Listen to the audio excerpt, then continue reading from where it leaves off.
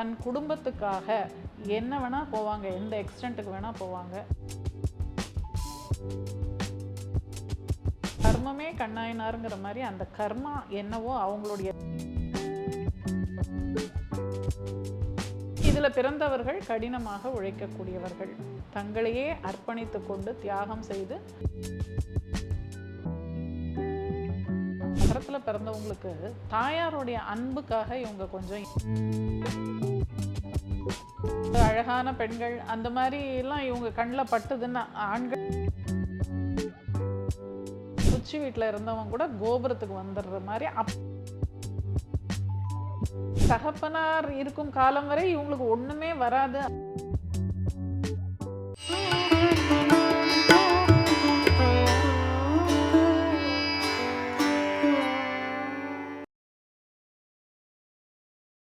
பிரணவ மந்திரம் நேயர்களுக்கு அன்பு வணக்கம். காலபுருஷ தத்துவத்தில் ஒவ்வொரு லக்னத்திற்கான வாழ்க்கை குணாதிசயம் என்னன்னு பார்த்துட்டு வரோம். அந்த வகையில் இன்னைக்கு மகர லக்னத்திற்கான வாழ்க்கை குணாதிசயம் என்ன, அவங்க எந்த மாதிரி விஷயத்தில் கவனமாக இருக்கணும் அப்படின்னு நமக்கு தெளிவான ஒரு விளக்கம் கொடுக்கறதுக்காக ஜோதிடர் ஜெயா ரவி மேம் நம்ம கூட இணைஞ்சிருக்காங்க. மேம் வணக்கம். வணக்கம்மா. காலபுருஷ தத்துவம்ன்றது ஒரு பெரிய ஹிஸ்ட்ரி. அதில் நம்ம சக்ஸஸ்ஃபுல்லாக எல்லா ராசிகளுக்கும் கிட்டத்தட்ட நம்ம கொடுத்துட்டோம். இன்னைக்கு மகர ராசியை பற்றி பேச போகிறோம். அதோடைய ஃபுல் கேரக்டரைசேஷன், எதில் கவனமாக இருக்கணும், அவங்க வழிபட வேண்டிய தெய்வம், இப்படி எல்லாமே நேயர்களுக்காக. பிரணவ மந்திர நேயர்களுக்கு என்னுடைய அன்பான வணக்கங்கள். இப்போது மகரம் அப்படிங்கிறது காலச்சக்கரத்தினுடைய 10ஆம் இடம், கர்மஸ்தானம், சனி பகவானுடைய வீடு. அது பூமி தத்துவ ராசி, சரராசி, இப்படியெல்லாம் அதை பற்றி நம்ம வர்ணிக்கலாம். இதனுடைய சிம்பலே என்ன அப்படின்னா மான் தான் இதனுடைய குறியீடு. அதாவது நிறைய பேர் இதுக்கு வேறு ஏதோ குறியீடெல்லாம் சொல்லுவாங்க. ஆனால் இங்கே மான் அப்படிங்கிறது ரொம்ப ஆப்டாக இருக்கும். ஏன்னா இது ஒரு சின்ன விளக்கம் சொல்கிறேன். மான் அப்படிங்கிறது எப்போவுமே தன்னுடைய இனத்தை பாதுகாத்து அவர்களுக்காகவே தன்னை சாக்ரிஃபைஸ் பண்ணுறதுன்னு சொல்லுவாங்க இல்லையா, அந்த மாதிரியான ஒரு குணம் படைத்த ஒரு மிருகம் தான் மான் அப்படிங்கிறது. இப்போ கூட்டமாக ஒரு மான் நின்றுட்டுருக்கும், நம்ம பார்த்துருப்போம், டிஸ்கவரி சேனல்லாம் கூட நீங்கள் பார்த்துருப்பீங்க. அப்போது ஒரு புலி அங்கேருந்து வரும் வேட்டையாடுறதுக்கு. அப்போ இதை ஒரே ஒரு மான் பார்த்துக்கிட்டு இருக்கும். ஐயோ நம்ம குடும்பத்தெல்லாம் காப்பாற்றணுமே அப்படின்னு சொல்லிட்டு அந்த ஒரு மான் என்ன பண்ணும், அந்த கூட்டத்துலேருந்து தப்பி ஓடும். அதாவது இந்த புலியை திசை திருப்பத்துக்காக. அப்போ இந்த புலி அந்த ஒரு மானை சேஸ் பண்ணி போய் அதை சாகடிச்சு அது சாப்பிட்டுடும். அட்லீஸ்ட் நம்ம குடும்பத்தார் எல்லாரும் பழிச்சிருவாங்க, நம்ம போனாலும் பரவாயில்ல அப்படின்னு அந்த ஒரு மான் குடும்பத்துக்காக தன்னை தியாகம் பண்ணி தன் உயிரையே கொடுக்கறதுக்கு தயாராகும். அந்த மாதிரியான ஒரு குணம் படைத்தவர்கள் தான் இந்த மகர லக்னத்தில் பிறந்தவர்கள். அதுக்கு தான் இந்த கதையை சொன்னேன். ஏன்னா தன் குடும்பத்துக்காக என்ன வேணால் போவாங்க, எந்த எக்ஸ்டென்ட்டுக்கு வேணால் போவாங்க.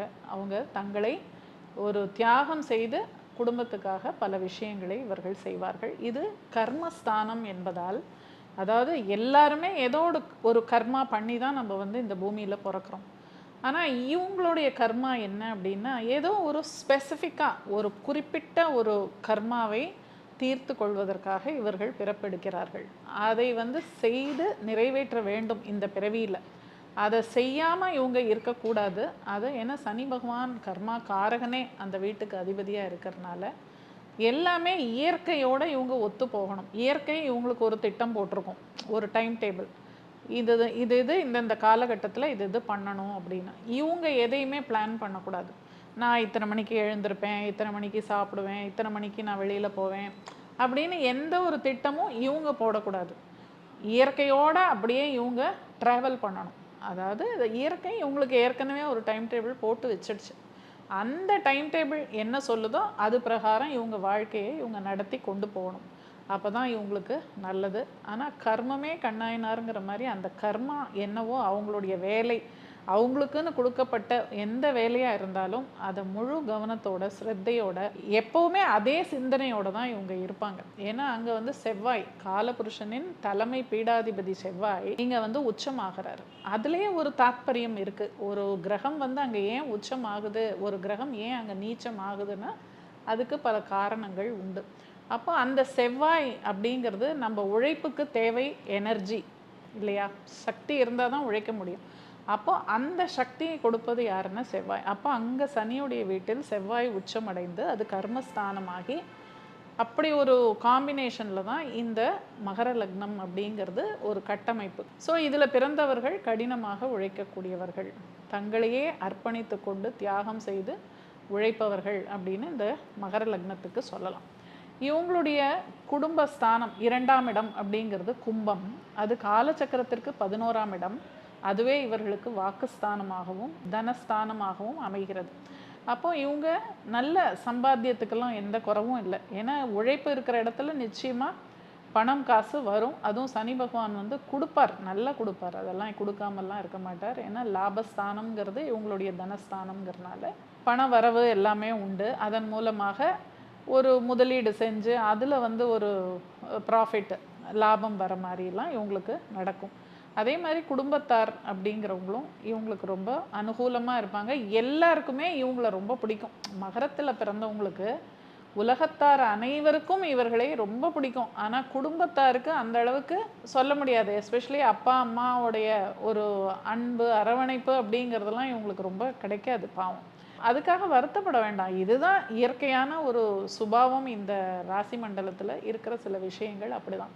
ஸோ அதை வந்து இவங்க ஏற்றுக்கணும், அதுதான் முக்கியம். எந்த ஒரு விஷயமே நமக்கு சாதகமாக இல்லை அப்படின்னா அதை நம்ம பெருந்தன்மையோடு ஏற்றுக்கணும், அதுதான் ரொம்ப முக்கியம். ஸோ அது மாதிரியே ஒரு 2ஆம் இடம் இவர்களுக்கு காலபுருஷனின் லாபஸ்தானம் என்பதால் இதுவும் ஒரு சிறப்பான அமைப்பு. அதுக்கப்புறம் இவங்களுடைய 3ஆம் இடம் காலச்சக்கரத்தின் 12ஆம் இடம், 3, 12. அப்போ இவங்க பிறந்த இடத்த விட்டு வெளியில் போய் சம்பாதிக்கிறது. அதே மாதிரி இவங்களுக்கு கற்பனா சக்தியெல்லாம் ரொம்ப ஜாஸ்தி. ஏன்னா இந்த 5ஆம் அதிபதி சுக்கிரன் வந்து இந்த 3ஆம் இடம்ங்கிற மனசு அப்படிங்கிற இடத்துல அவர் உச்சமாறார். அப்போ அந்த கிரியேட்டிவாக இருக்கிறது. இந்த மகரத்தில் பிறந்தவங்க சாதாரணமாகவே ஒரு வீட்டில் ஒரு வேலை செஞ்சுட்டு இருக்கும் போதோ இல்லை குளிக்கும் போதெல்லாம் சில பேர் பாடிக்கிட்டே இருப்பாங்க. எப்போ பாரு ஏதோ ஒரு ஹம்மிங் இருந்து அது மாதிரி அந்த மாதிரி இவங்க இருப்பாங்க. இந்த மகரத்தில் பிறந்தவங்க சும்மா அப்படியே நடக்கும்போது போகும்போது வரும்போது அவங்க வாயில் ஏதோ ஒரு முணுமுணுத்துக்கிட்டே பாடிக்கிட்டு இருப்பாங்க. எல்லாத்தையும் ரசிக்கக்கூடியவர்கள், ரசனை அப்படிங்கிறது நிறைய உண்டு. எஸ்பெஷலி இன்னும் குறிப்பாக சொல்லணும்னா பெண்கள், அது அழகான பெண்கள் அந்த மாதிரிலாம் இவங்க கண்ணில் பட்டுதுன்னா, ஆண்களை பொறுத்த மட்டும் சொல்கிறேன், அட்மையர் பண்ணுவாங்க, ரசிப்பாங்க. அதில் தப்புன்னு நான் சொல்ல வரல, பட் அது மாதிரியான ஒரு கற்பனா சக்தியில் இவங்களுக்கு நிறைய விஷயங்களை ரசிப்பாங்க. அதே மாதிரி இவங்களுடைய 4ஆம் இடம் அப்படிங்கிறது காலச்சக்கரத்தின் முதல் வீடு. இது தாயார் ஸ்தானம். இங்கே வந்து சூரியன் உச்சமடைகிறார். யாருன்னா இவங்களுக்கு அட்டமாதிபதினு சொல்லக்கூடிய சூரியன், அவரே தகப்பன் காரகனாகி இந்த 4ஆம் இடம்ங்கிற சுகஸ்தானத்தில் அவர் உச்சமடைகிறார். அப்போ என்ன ஆகும், நகரத்தில் பிறந்தவங்களுக்கு தாயாருடைய அன்புக்காக இவங்க கொஞ்சம் ஏங்குவாங்க. ஏன்னா இந்த செவ்வாய் வந்து இவங்களுக்கு பாதகாதிபதியாகவும் வந்துடுறாரு. அதே சமயம் இவங்களுடைய லக்னாதிபதி போய் அங்கே நீச்சம் ஆயிடுறாரு எங்கள் மேஷத்தில். அதனால் தாயார் அன்பு அப்படிங்கிறது இவங்களுக்கு கொஞ்சம் அதில் ஒரு ஏக்கம் இருக்க தான் இருக்கும். தாயார் அன்பு இல்லாமல் எங்கேயும் இருக்க முடியாது, பட் அந்த ஏக்கம்ங்கிறது சில பேருக்கு இருக்கும், அந்த குறை இருக்கும். அது மாதிரியான ஒரு பரிபூர்ண அந்த அன்பு கிடைக்கலங்கிற ஒரு ஏக்கம் இவங்களுக்கு எப்போவுமே இருக்கும். அதே மாதிரி தகப்பன் காரகன் சூரியன், அவன் அட்டமாதிபதியாகி சுகஸ்தானத்தில் உச்சமடைவதால் இவங்களுக்கு சுகம் அப்படிங்கிறது கொஞ்சம் கம்மி தான். அதாவது எல்லாம் கிடைக்கும், காசு பணம் வீடு வாசல் எல்லாம் கிடைக்கும், பட் எல்லாமே கொஞ்சம் லேட்டாக வரும். ஆரம்ப காலத்தில் இவங்க ரொம்ப கஷ்டப்படுறவங்களா இருந்து ஒரு குச்சி வீட்டில்னு சொல்லுவாங்க கிராமத்து பக்கம்லாம், குச்சி வீட்டில் இருந்தவங்க கூட கோபுரத்துக்கு வந்துடுற மாதிரி அப்படி ஒரு நிலையெல்லாம் மாறும். எல்லாமே இவங்களோட உழைப்பினால் முன்னேறக்கூடியவர்கள் தான் இவங்க எல்லாமே. ஆனால் கண்டிப்பாக ஒரு உயர்ந்த நிலைக்கு இவங்க வருவாங்க. அது எப்போ அப்படின்னு கேட்டிங்கன்னா தகப்பனார் காலத்திற்கு பின் அப்படின்னு ஒரு கிளாஸ் இதில் இருக்குது. பட் அதுக்காக தகப்பனார் சப்போஸ் 100 வயசு வரைக்கும் இருக்காருன்னா அதுக்குன்னு எங்களுக்கு ஒன்றுமே கிடைக்காதா அப்படி நான் சொல்ல வரல. ஒரே வீட்டில் இருக்கக்கூடாது, மேபி அப்படி தனியாக இருக்கலாம். அதை வந்து நம்ம ஒரு பரிகாரமாக இவங்களுக்கு சொல்லலாம். தனித்தனியாக இருந்தால் கூட இவங்களுக்கு ஒருவேளை நல்ல பெனிஃபிட்ஸ் கிடைக்கலாம். சரியா? அதுக்குன்னு தகப்பனார் இருக்கும் காலம் வரை இவங்களுக்கு ஒன்றுமே வராது அப்படிலாம் கிடையாது, வரும். ஆனால் இவங்க எதிர்பார்த்த அந்த உயரம் அப்படிங்கிறது வந்து ஆஃப்டர் ஃபாதர்ஸ் லைஃப் தான் இவங்களுக்கு கிடைக்கும். ஏன்னா அந்த தகப்பன் காரகனாகி அவன் இவர்களுடைய சுகஸ்தானத்தில் உச்சமடைந்து அங்கே லக்னாதிபதி சனி போய் நீச்சம் அடைகிறார். அதனால ஒரு இது இருக்குது. அதுக்கப்புறம் இவங்களுடைய 5ஆம் இடம் அப்படிங்கிறது காலச்சக்கரத்தின் 2ஆம் இடம். அப்போ இவங்களுக்கு வந்து கலை சம்பந்தப்பட்ட துறைகளில் நல்ல பேச்சு திறமை அதெல்லாம் உண்டு. வசீகரமான பேச்சு, ஒரு 4 பேரை கவரக்கூடிய பேச்சு இதெல்லாம் இவங்களுக்கு உண்டு. பேச்சு திறமை நல்லா இருக்கும். அண்டு குழந்தைகள் மூலமாக நல்ல ஒரு வரவு, தனம் எல்லாமே பெருகும். குழந்தை பிறந்த பின் அவங்களுக்கு நல்ல ஒரு செல்வ செழிப்பு அதெல்லாம் உண்டு. அங்கே சந்திரன் வந்து உச்சமடைகிறாரு. அதாவது இவங்களுடைய 7 சந்திரன் வந்து 5ஆம் இடத்துல உச்சமடைகிறாரு. ஸோ இவங்களும் மனசுக்கு ஆசைப்பட்ட ஒரு காதல் திருமணம் அப்படிங்கிறது இவங்களுக்கும் பண்ணிக்கலாம். ஏன்னா 7, 5 தொடர்பு வந்தாலே ஒரு காதல் அப்படிங்கிறது அந்த இடத்துல வந்துடும், பண்ணிக்கலாம். அதுக்குன்னு இவங்களுக்கு வந்து கும்ப லக்னத்துக்கு சொன்ன மாதிரி கம்பல்சரி லவ் மேரேஜ்னு இல்லை. ஆனால் மனசுக்கு பிடிச்சவங்கள இவங்க திருமணம் செய்துக்கலாம். நல்லா இருக்கும். குழந்தை பிறந்த பின் இன்னும் நல்லா இருக்கும் பொருளாதார மேன்மையெல்லாம். அதே மாதிரி 6ஆம் இடம் காலச்சக்கரத்தின் 3ஆம் இடம். இவங்களுடைய இது முயற்சி, உழைப்பு இந்த மாதிரி விஷயங்கள்லாம் மோர் ஆஃப் என்ன சொல்கிறதுன்னா ட்ரேடிங், கமிஷன், அந்த மாதிரி புரோக்கரேஜ் இந்த மாதிரி சம்மந்தப்பட்ட விஷயங்களில் இவங்க ஈடுபடலாம். ஏன்னா 6ஆம் இடம்ங்கிறது உழைப்பு தானே. அப்போ அங்கே ராகுவோட திருவாதிரை நட்சத்திரம் இருக்குது. மிதுனம்ங்கிறது காலச்சக்கரத்தின் 3ஆம் இடம். உடன்பிறப்புகளோடு சில சமயங்களில் ஒரு முரண்பாடுகள்லாம் இருக்கும், முரண்பட்ட கருத்துக்கள் அந்த மாதிரி. ஏன்னா அது 3ஆம் இடம்ங்கிறது உடன் பிறந்தோர்கள், 6ஆம் இடம்ங்கிறது அதே மாதிரி ருண ரோக சத்ருஸ்தானமும் அதை தான் சொல்கிறோம். என்ன மாதிரி நோய்கள் அவங்களுக்கு ஃப்யூச்சரில் வர வாய்ப்பு இருக்குது, எதில் அவங்க கவனமாக இருக்கு? இவங்களுக்கு மோஸ்ட்லி பார்த்தீங்கன்னா இந்த கழுத்துக்கு பின்னாடி சொல்கிறோம் இல்லையா, அந்த சர்விக்கல் அந்த பார்ட்டு ஸ்பாண்டிலைட்டிஸ் மாதிரி, அது மாதிரி இந்த புஜங்கள், தோள்பட்டை, கைகள் இந்த மாதிரி வலியெல்லாம் இவங்களுக்கு இருக்கும். இது வந்து ரொம்ப காமனாக எந்த மகர லக்னத்துக்காரங்களை போய் கேட்டாலும் கண்டிப்பாக அது இருக்கும். அது வந்து தட் இஸ் என்ன சொல்கிறது, அது வந்து ஏன்னா அந்த பார்ட் ஆஃப் த பாடியில் இந்த ஏரியாஸ்லாம் அது கவர் ஆகுது. அந்த மிதுனம்ங்கிறது இந்த ஏரியா பார்ட் ஆஃப் த பாடி. அதுக்கப்புறம் இவங்களுடைய 7ஆம் இடம் அப்படிங்கிறது காலச்சக்கரத்தின் 4ஆம் இடம், தாயார் ஸ்தானம். அப்போது மனைவி அப்படிங்கிறவங்க எப்படி இருப்பாங்கன்னா தாயாரை போலவே இருப்பார்கள். அதாவது தாயார் வந்து அன்பு காமிக்கலைன்னு இவங்க நினைப்பாங்க. ஆனால் அதுக்கு டபுள் மடங்காக மனைவி என்ன பண்ணுவாங்கன்னா இவங்கள சின்ன குழந்தை மாதிரி ட்ரீட் பண்ணுவாங்க. ஒரு அம்மா எப்படி குழந்தைய வந்து ட்ரீட் பண்ணுவாங்களோ அது மாதிரி மனைவி அல்லது கணவன் எடுத்துக்கலாம். இங்கே மனைவின்னு சொல்லனா கணவனுக்கு இல்லையான்னு கேட்பாங்க. எதுவாக இருந்தாலும் ஸ்பவுஸ்னு பொதுவாக சொல்லலாம். அவங்க எப்படின்னா இவங்க பின்னாடியே போய் அதை பண்ணாத, இதை பண்ணாத, அதை தொடாத, இதை தொடாத, இப்படி சாப்பிட்ணும், அப்படி சாப்பிட்ணும், மேனர்ஸ் எல்லாம் சொல்லி கொடுக்கறது, ஒரு டிசிப்ளின் சொல்லி கொடுக்கறது, எல்லாமே ஒரு அம்மா மாதிரியே மாறிடுவாங்க இந்த ஸ்பௌஸாக வரவங்க. ஸோ ஒரு விதத்தில் அவங்களுக்கு அது ஒரு நியூசன்ஸாக கூட இருக்கும். என்னடா இது ஃப்ரீயாக இந்த வீட்டில் ஒன்றுமே பண்ண முடியலையேங்கிற மாதிரி ஒரு இது இருக்கும் அவங்களுக்கு. அண்டு சந்திரனுடைய வீடு இல்லையா, சந்திரன்னாலே எப்போவுமே எனக்கு கேரிங்காக இருக்கிறது, ஒருத்தர் மேலே ஒரு இரக்கம் காமிக்கிறது, கேரிங்காக இருக்கிறது, ஒரு மதர்லி கேர், அந்த மாதிரி விஷயங்கள்லாம் சந்திரனுடைய குணம் அது. ஸோ அதுவே இவங்களுக்கு மனைவி ஸ்தானமாக வர்றதுனால இந்த மாதிரி ஒரு விஷயம். அதே மாதிரி மனைவி வந்த பின் வீடு கட்டுறது, கார், வண்டி, சொத்தெல்லாம் வாங்கிறது அதெல்லாமும் நடக்கும். ஏன்னா 7ஆம் இடம் காலச்சக்கரத்திற்கு 4ஆம் இடம் அப்படிங்கிறதுனால. அதுக்கப்புறம் இவங்களுடைய 8ஆம் இடம் காலச்சக்கரத்தின் 5ஆம் இடம் அப்படின்னு வரும்போது இந்த இடம் கொஞ்சம் இவங்களுக்கு ஒரு சங்கடத்தை கொடுக்கக்கூடிய இடம். 5ஆம் இடம்ங்கிறது கௌரவம் இல்லையா. அப்போது அங்கே சூரியன் வந்து எப்போவுமே சிம்மம்ங்கிறது ஒரு கௌரவம், அந்த மாதிரி விஷயங்கள் தான். அப்போது அந்த இடம் வந்து இவங்களுக்கு 8ஆம் இடமாக மாறுறதுனால கொஞ்சம் சில அவமானங்களை சந்திக்க நேரிடும். சில சமயங்களில் வாழ்க்கையில் அந்த மாதிரி அவமானங்களையெல்லாம் கடந்து தான் இவங்க வரணும், அது மாதிரியான சில விஷயங்கள். அதே மாதிரி அங்கே வந்து காலபுருஷனுடைய அது புத்திர ஸ்தானம் இவங்களுக்கு 8ஆம் இடமாக இருக்கிறதுனால குழந்தை பிறப்பில் சில பேருக்கு பிரச்சனை இருக்கலாம். ட்ரீட்மெண்ட்டுக்கு அப்புறம் குழந்தை பிறக்கிறதுங்கிற மாதிரி விஷயம்.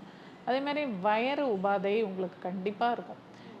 அஜீரண கோளாறுகள் அதெல்லாம் கண்டிப்பாக இந்த மகரத்தில் பிறந்தவங்களுக்கு இருக்கும். எல்லா சாப்பாடும் இவங்களால ஜீர்ணிக்க முடியாது. அதிலெல்லாம் கொஞ்சம் ரெஸ்ட்ரிக்டடாக இவங்க இருக்கிறது நல்லது. இவங்களுடைய 9ஆம் இடம் காலச்சக்கரத்தின் 6ஆம் இடம். அப்போது 6ஆம் இடம் 9ஆம் இடம் அந்த காம்பினேஷன் வரும்போது தகப்பனார் ஸ்தானம், அது உயர்ந்த மனிதர்கள், இதெல்லாம் 9ஆம் இடம் தான் சொல்லுவோம். அதே மாதிரி தொலைதூர பயணங்கள். ஸோ இந்த மாதிரி டயத்தில் இவங்களுக்கு சில பேருக்கு பயணங்கள் ஒத்துக்காது. அதாவது ட்ராவல் சிக்னஸ்ன்னு சொல்லுவாங்க இல்லையா, அது மாதிரி நேரங்களில் இவங்களுக்கு கொஞ்சம் உடம்பு சரியாமல் போகிறது, இல்லை பெரிய மனிதர்கள்னு நம்பி யார்கிட்டையாவது இவங்க ஏமாந்து போகிறது, இல்லை வேலை செய்கிற இடத்துல இவங்க பாஸ் கிட்ட ஏதானோ மனஸ்தாபங்கள் அது மாதிரி விஷயங்களும் நடக்கும். 9, 6ங்கும்போது தகப்பனாரும் அங்கே தானே வரார். இந்த இடத்துல வந்து 6 இந்த ருணரோக சத்துருஸ்தானம் பண்ணும்போது அந்த ஃபேமிலி டிஎன்ஏல இருக்கக்கூடிய அந்த ஒரு நோய்களும் வந்து வரத்துக்கு வரத்துக்கு வாய்ப்புகள் உண்டான இருக்குமா? வாய்ப்புகள் உண்டு. அது மெயினாக அங்கே வந்து உத்தர நட்சத்திரம், ஹஸ்தம், சித்திரை இருக்கிறதுனால அதை சார்ந்த அடிவயிறு பகுதியில் இவங்களுக்கு ஏதானும் உபாதைகள் இருக்கலாம். பெண்களாக இருந்தால் இந்த இதெல்லாம் சொல்லுவாங்க இல்லையா, அந்த பீரியட்ஸில் பிசிஓஎஸ் ஏதோ சொல்கிறாங்களே அது மாதிரி விஷயங்கள். அதுவும் எஸ்பெஷலி ஹஸ்த நட்சத்திரத்தில் ஒரு கிரகம் இருந்தால் அது கூட நடக்கும். குரு எஸ்பெஷலி ஹஸ்த நட்சத்திரத்தில் இருந்தால் கண்டிப்பாக அவங்களுக்கு மென்ஸ்ட்ரல் சைக்கிள்லாம் பிரச்சனை இருக்கும். அப்புறம் இந்த ஒயிட் டிஸ்சார்ஜ்லாம் சொல்கிறாங்க இல்லையா பெண்களுக்கு, அந்த மாதிரி விஷயங்களும் நடக்கும். பட் எல்லாருக்கும் எல்லாமே இல்லை, அந்த கிரக அமைப்பும் சிலது வந்து அங்கே வேலை செய்யும் அது மாதிரி. அதுக்கப்புறம் இவங்களுடைய 10ஆம் இடம் காலச்சக்கரத்தின் 7ஆம் இடம். அப்போ இவங்க ஒரு தொழில் செய்யணும்னா கூட, அதாவது சொந்தமாக ஓன் பிஸ்னஸ் பண்ணணும்னா பண்ணலாம். ஏன்னா 7, 10 தொடர்பு, 7ங்கிறது வெகுஜன தொடர்பு இல்லையா. அப்போ பொதுமக்களோடு தொடர்பு கொண்டு செய்வது தான் தொழில். அப்போ ஒரு கஸ்டமர்ஸ் அந்த மாதிரி, அதுவும் அது வந்து காற்று ராசி சுக்கிரனுடைய வீடு. அப்போ நல்ல ஒரு rapport with customers and even சொந்த தொழில் இல்லைன்னா கூட வேலை செய்கிற இடத்துல கூட எல்லாரோடையும் ஒரு நல்ல ஒரு ரேப்போ அண்டர்ஸ்டாண்டிங், எல்லார்கிட்டையும் அனுசரித்து போகிறது, அந்த மாதிரியான அந்த வேலை விஷயத்தில் ரொம்ப அவங்க இதுவாக இருப்பாங்க. அது சுக்கிரன் வீடா வரதுனால என்ன மாதிரி பிசினஸ் பண்ணலாம்? இப்போ பெண்கள் நிறைய பேர் இதை பார்ப்பாங்க.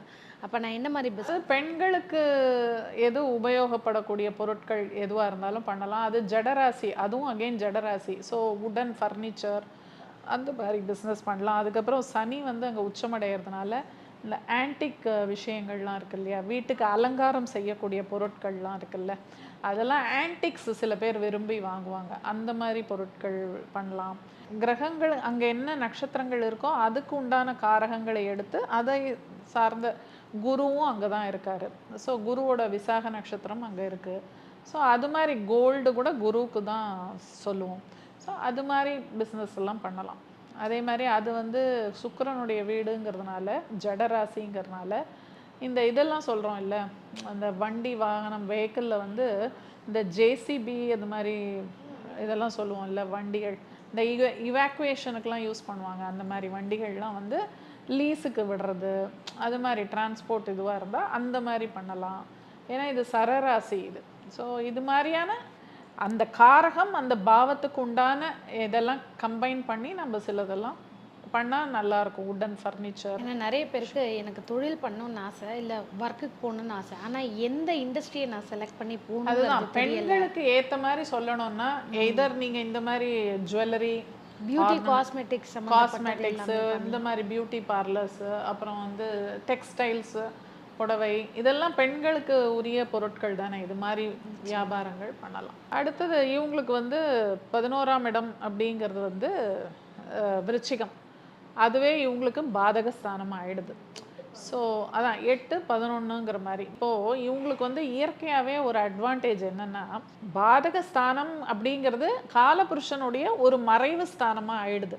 பொதுவாகவே நம்ம ஜாதகங்களில் என்ன சொல்லுவோம்னா, பாதகாதிபதி போய் மறைஞ்சு இருந்தால் நல்லது அப்படின்னு சொல்லுவோம் இல்லையா.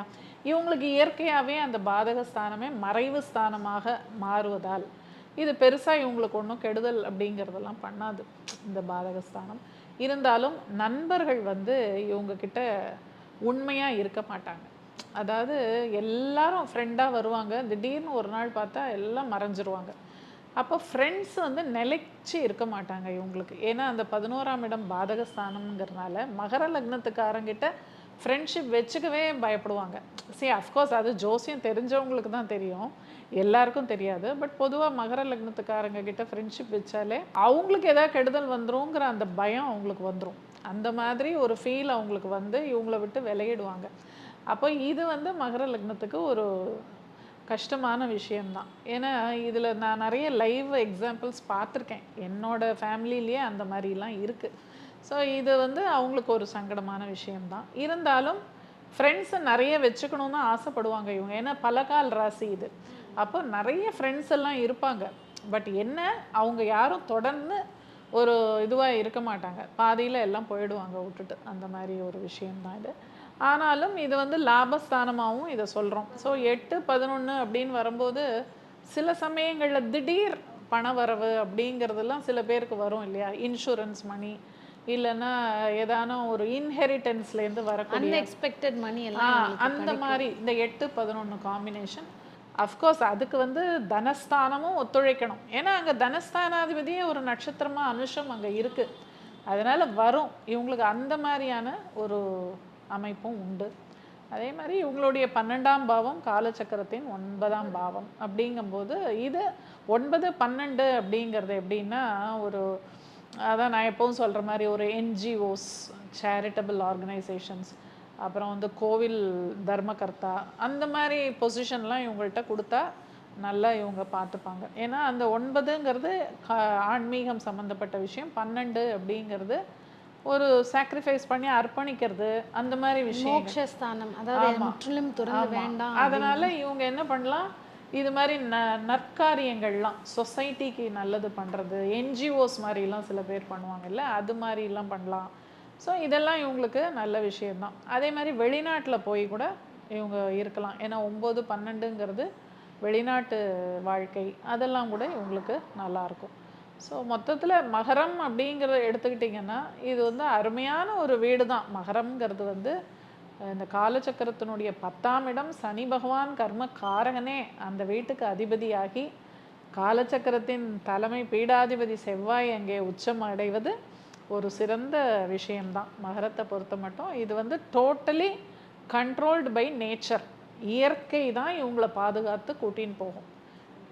ஆனால் இயற்கைக்கு இவங்க உடன்பட்டு அந்த கோட்பாட்டுக்குள்ளே இவங்க வாழ்க்கையை இவங்க நடத்தணும். நிச்சயமாக இவங்களுக்கு வாழ்நாள் ஒரு வழிபட வேண்டிய ஒரு தெய்வம் அப்படின்னா என்ன இவங்க வந்து வழிபடலாம்? இவங்களுக்கும் பெருமாள் தான். பெருமாள், அதாவது திருப்பதி பாலாஜி கூட இவங்களுக்கு பெஸ்ட்டு. இல்லைன்னா லக்ஷ்மி நரசிம்மர், லக்ஷ்மி நாராயணன், அந்த மாதிரி தெய்வங்கள் வழிபடலாம். அண்ட் இவங்களுக்கு வந்து எஸ்பெஷலி வெள்ளிக்கிழமைகள் அந்த மாதிரி டைமில் கோவிலுக்கு போகிறது விசேஷம். வெள்ளிக்கிழமையில் போகிறது நல்லது. திருமணம் அப்படின்னு எடுத்துக்கிட்டிங்கன்னா இவங்களுக்கு வந்து மாதம்னு பார்த்தீங்கன்னா ரிஷப மாதம் ரொம்ப பெஸ்ட்டு. ரிஷப மாதம்னா மே 15 டு வைகாசி, வைகாசி அந்த மாதம் இவங்களுக்கு சிறப்பு. மே 15 டு ஜூன் 15 பிட்வீன் இந்த பீரியடில் இவங்க கல்யாணம் பண்ணால் அந்த பீரியட் ரொம்ப சிறப்பாக இருக்கும்.